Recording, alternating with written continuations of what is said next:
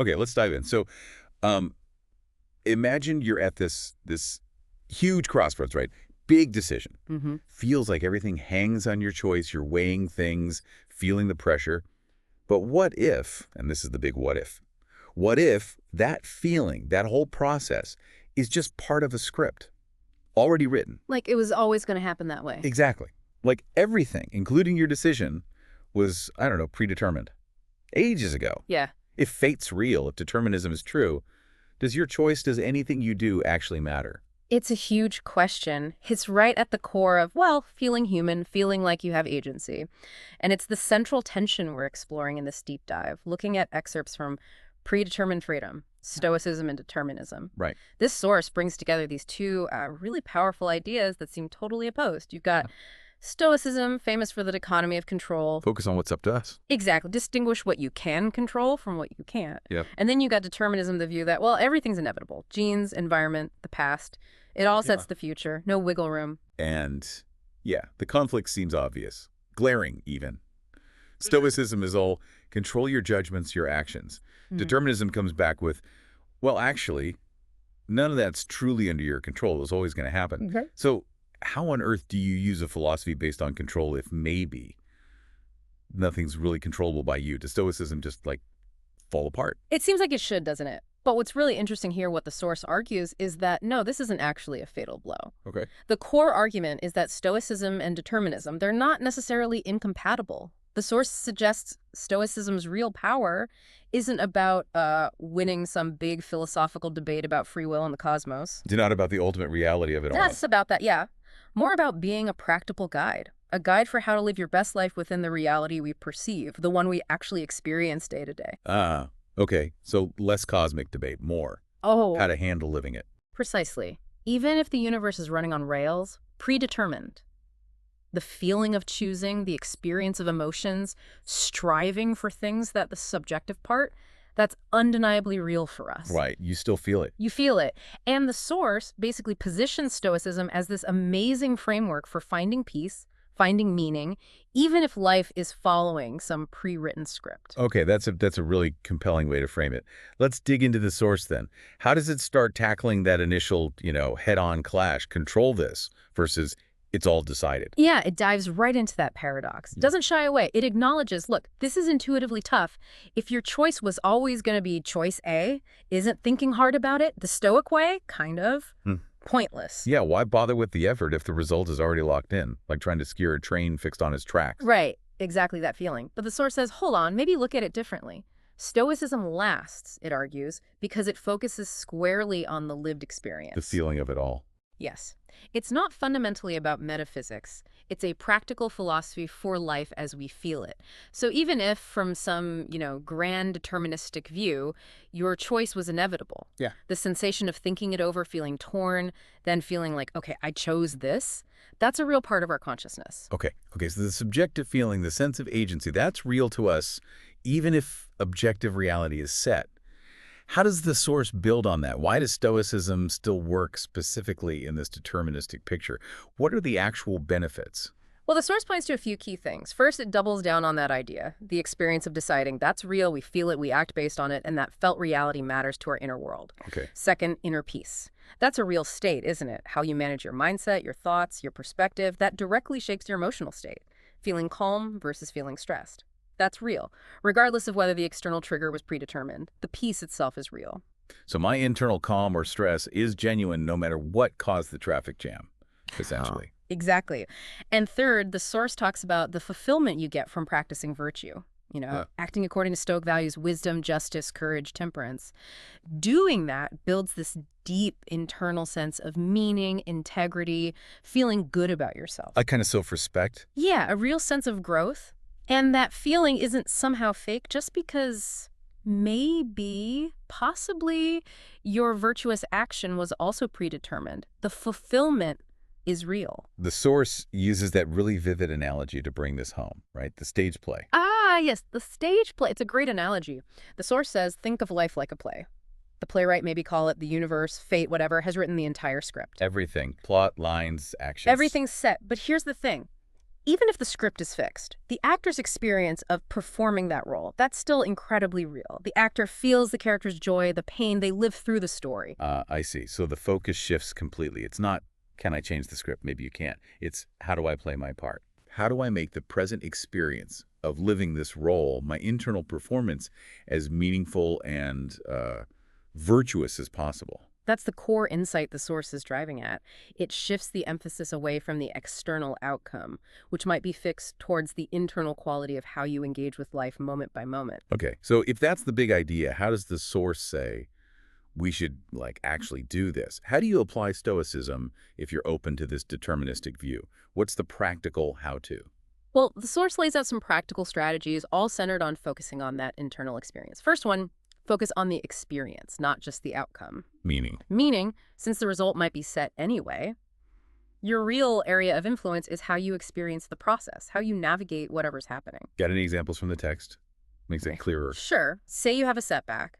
Instead of getting totally hung up on the negative result or thinking, oh, if only I'd done X, the Stoic approach here, in this context, is to choose how you experience that setback. Like choosing calm over anger. Exactly. Or choosing to see it as a chance to learn rather than just getting frustrated. The event might have been in the script, but your internal response, that's where you feel choice, where you can practice virtue. Okay, managing the internal reaction. Makes sense. What's the second practical point? Second, since pain and joy are real, choose paths that lead to better internal states. Simple, really. Fade aside. We feel suffering. We feel happiness. The source says it's just rational, it's meaningful to choose internal responses, choose ways of thinking that reduce your suffering and boost your peace. Why?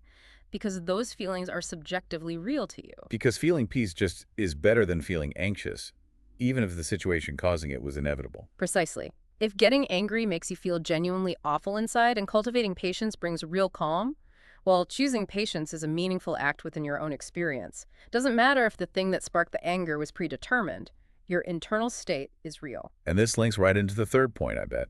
Controlling perspective. Absolutely. This is presented as sort of the core Stoic teaching adapted for this context.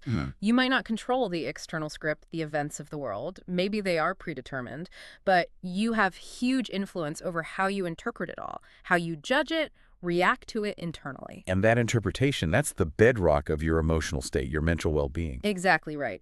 Even if your action in the play is already written, the feeling you have delivering that line, the way you frame the whole scene in your mind, that's where Stoicism gives you the tools.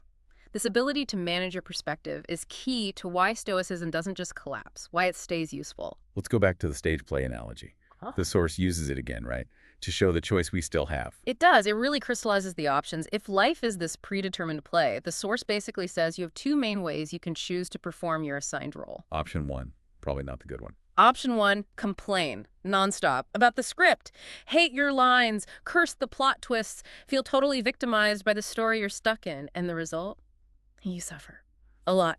Okay. And option two? Option two, accept the script.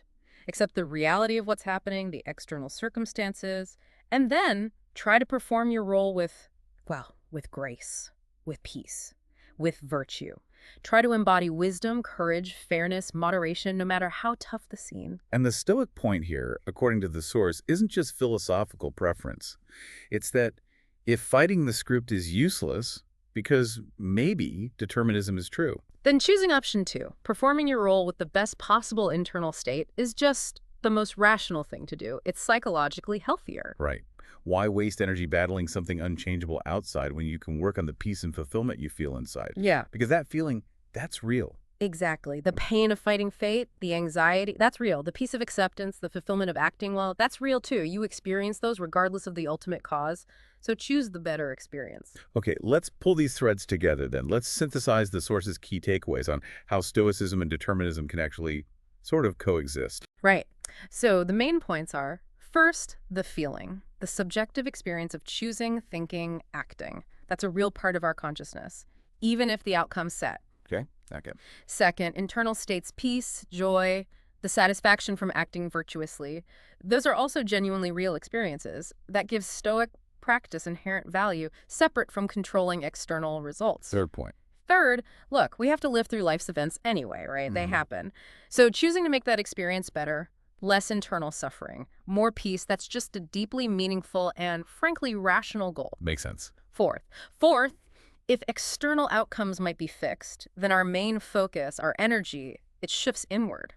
We work on controlling our perspective, our internal state, which is pure Stoicism, rather than maybe wasting effort trying to control external events we can't change. And finally, the play analogy again. Finally, yeah. Life might be a play with a fixed script, but our real power, our agency, lies in how we choose to perform our part, the quality of that internal performance, finding peace and virtue within whatever story unfolds. So the source basically concludes, this is why Stoicism is still so powerful, even if you entertain determinism.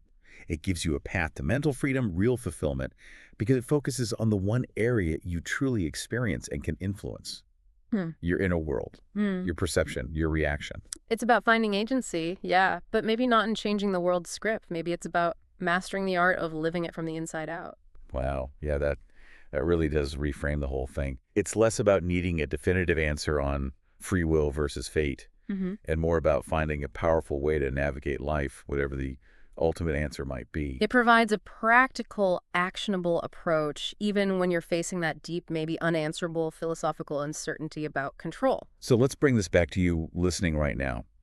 What could this perspective mean for the challenges, the decisions you're facing? Maybe today, maybe this week. Yeah. How might focusing less on, can I control this outcome, and more on, how do I choose to experience this process, or how do I react internally? Yeah. How might that change things for you? You could try applying that lens. You hit a rough patch, a failure. Instead of getting lost in, was this fated, could I have stopped it?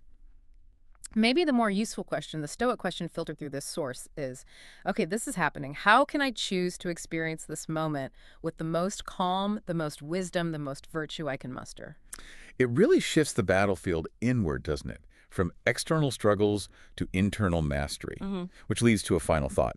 If we accept, even just hypothetically, that the external script might be written, is true freedom found not in trying to wrestle the plot into changing, but in mastering the art of performing your role, living your life with inner peace, with wisdom, with resilience, no matter what the script throws at you. Is the way you live, the quality of your character, your internal experience,